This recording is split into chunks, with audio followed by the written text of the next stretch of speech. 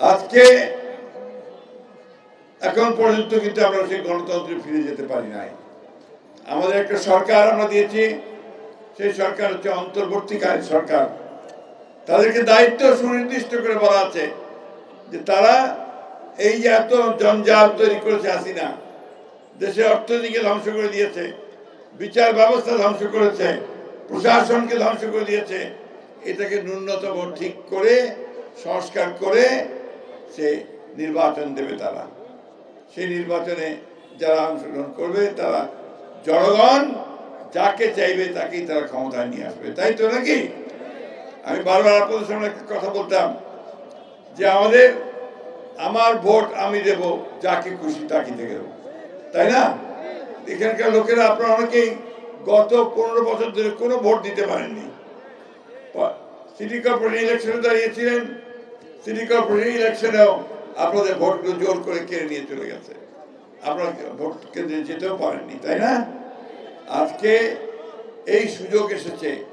আমরা এই অন্তর্বর্তীকালীন সরকারকে, প্রফেসর ইউনূসের সরকারকে সেই জন্য অনুরোধ করেছি যত দ্রুত সম্ভব আপনারা এই ন্যূনতম সংস্কার যেটা প্রয়োজন, অর্থাৎ মানুষ যেন সঠিকভাবে ভোট দিতে পারে, বিচারটা যেন মানুষ সঠিক পায়, প্রশাসন যেন কোনো পক্ষপাতিত্ব না করে, এই বিষয়গুলো দেখে আপনারা একটা ভোটের আয়োজন করেন যেখানে মানুষ ভোট দিয়ে তার প্রতিনিধি নির্বাচিত করতে পারবে।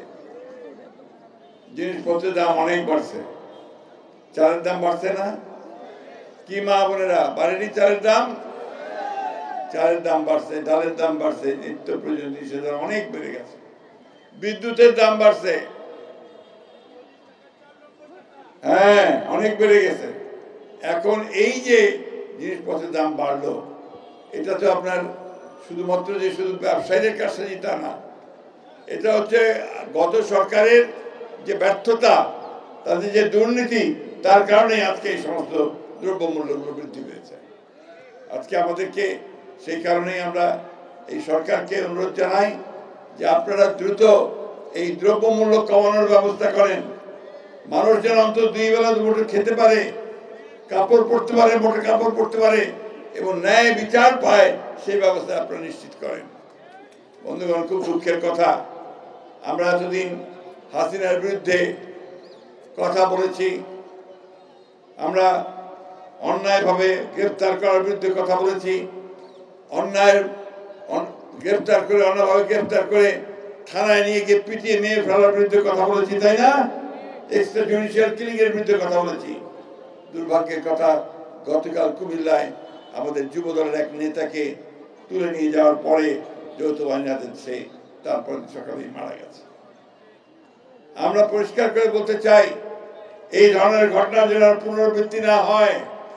যারা এই ঘটনা ঘটিয়েছে তাদেরকে অবশ্যই বিচারের আওতায় নিয়ে আসতে হবে।